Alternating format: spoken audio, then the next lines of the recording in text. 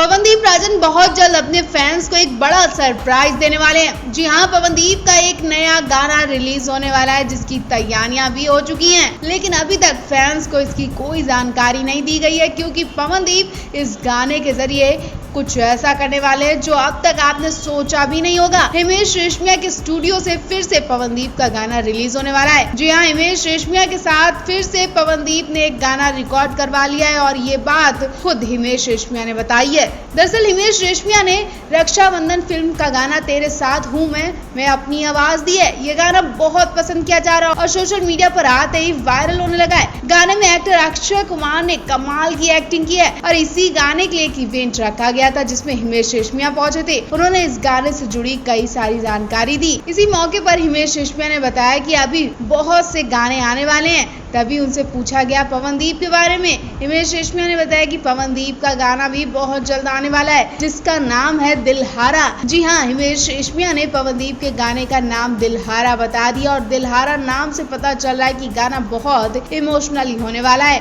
और हो सकता है कि इस गाने में अरुणिता कांजीलाल को भी शामिल कर लिया गया हो। अगर इस गाने में पवन के साथ अरुणिता हुई तो फैंस का दिल खुश होने वाला है, बहुत मजा आने वाला है। पहले आप पवन अरुणिता को एक साथ देखकर कितना खुश होते हैं कमेंट बॉक्स में हमें जरूर बताएं।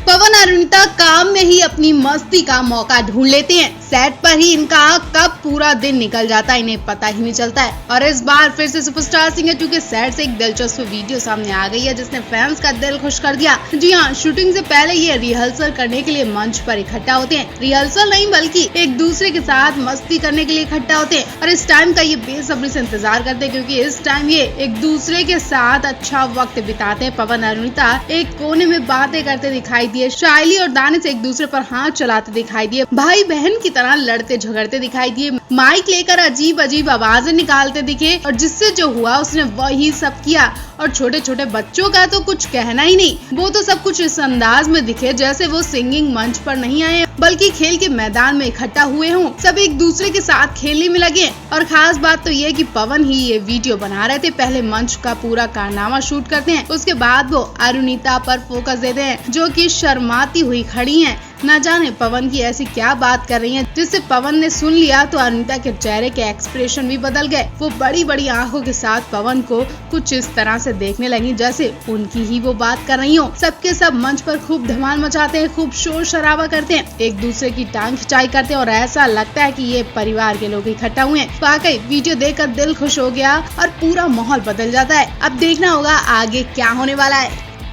पवनदीप अरुणिता की वो वीडियो सामने आ गई है जिसका बेसब्री से इंतजार किया जा रहा था। जी हाँ, पवनदीप के रोमांस का किस्सा जितनी बार देखा जाए सुना जाए उतनी बार कम लगता है। पवनदीप तो तब ना जाने किस मूड में होते हैं जब उन्हें किसी अदाकारा को इम्प्रेस करने के लिए कहा जाता है। बस लड़कियों से बात करने में ही पवन हिचकते हैं और यही काम उनसे नहीं हो पाता है। न जाने जब वो किसी अदाकारा को इम्प्रेस करते होंगे तो कितने दिन पहले प्रैक्टिस करते होंगे, उनका दिल जोरों से धड़कता होगा और वीडियो में आप उनके दिल की धड़कन को सुन भी सकते हैं और देख भी सकते हैं जब वो हेमा मालिनी जी को इम्प्रेस करते हैं। उन्हें प्रपोज करते वक्त पवनदीप जिस तरह से कांपते दिखे वो देखकर अरुणिता के भी होश उड़ गए। कहीं ना कहीं अरुणिता भी सोचने लगी कि ये मौका मुझे कब दिया जाएगा, कब इन स्टार्स की जगह अरुणिता होंगी। पवन उन्हें प्रपोज कर रहे होंगे और अरुणिता को प्रपोज करते वक्त भी क्या पवन इसी तरह से कांपने वाले हैं। इस दिन का भी बेसब्री से इंतजार है, लेकिन इस वक्त पवन की जो हालत हो रही है उससे देखकर भाई सबको तरस आ रहा है। उनके फैंस यही कह रहे हैं कि पवन तू रहने दे, तेरे से नहीं हो पाएगा ये काम। और पवन की हालत देखकर हेमा जी खुद उनका सपोर्ट करने के लिए उनके पास चली आती हैं। जब पवन घुटने पर बैठकर हेमा जी को गुलाब देते हैं तो हेमा जी रोमियो बोलकर उनका गुलाब एक्सेप्ट करती हैं। इस मौके पर अरुणिता के चेहरे के एक्सप्रेशन भी देखने लायक होते हैं। वो पवन को बड़ी बड़ी आंखों के साथ देखती हैं और कहती हैं कि पवन तुमसे ये सब कैसे हो रहा है, मेरे लिए तो कभी नहीं करते हो। वैसे अगर पवन के सामने हेमा जी की जगह अरुणिता होती तो कैसा लगता, कमेंट बॉक्स में हमें लिख कर बताएं। तेरे चेहरे में वो जादू है गाना शायद आपको भी हर गाने की तरह आसान लगता होगा, लेकिन ये वही गाना है जिसमें एक जोड़ी का मिलन हुआ था। मिलन तो आसान था, लेकिन उस मिलन के लिए इस जोड़ी को कितने पापड़ बेलने पड़े थे वो आसान नहीं था। जी हाँ, हम धर्मेंद्र जी और ड्रीम गर्ल हेमा मालिनी की लव स्टोरी की बात कर रहे हैं। आज काफी टाइम बाद धर्मेंद्र जी और हेमा मालिनी को एक सेट पर एक साथ देखा गया तो फिर से इनके पुराने किस्से याद आ गए। खास बात तो यह है कि सालों पुरानी ये जोड़ी आज भी एक साथ है, आज भी कई जोड़ियों को मिसाल देती है। आज भी धर्म और हेमा की जान एक दूसरे में बसती है। लेकिन जब सुपरस्टार सिंगर 2 के मंच पर इन्हें अलग अलग आते देखा गया तो लोग घबरा गए और सोचने लगे कि इस उम्र में धर्मेंद्र जी के पास सबसे कीमती चीज हेमा का साथ है। लेकिन ये क्या, ये तो दोनों अलग अलग आ रहे हैं। सुपरस्टार सिंगर 2 के मंच पर धर्मेंद्र जी पहले और बाद में हेमा मालिनी आई। हेमा मालिनी के बिना ही धर्मेंद्र जी ने सेट पर शूटिंग की। क्या वजह रही होगी ये तो वही जाने, लेकिन धर्मेंद्र जी के पहुंचने के कुछ देर बाद जब हेमा पहुंची तो लोगों की घबराहट दूर हो गई।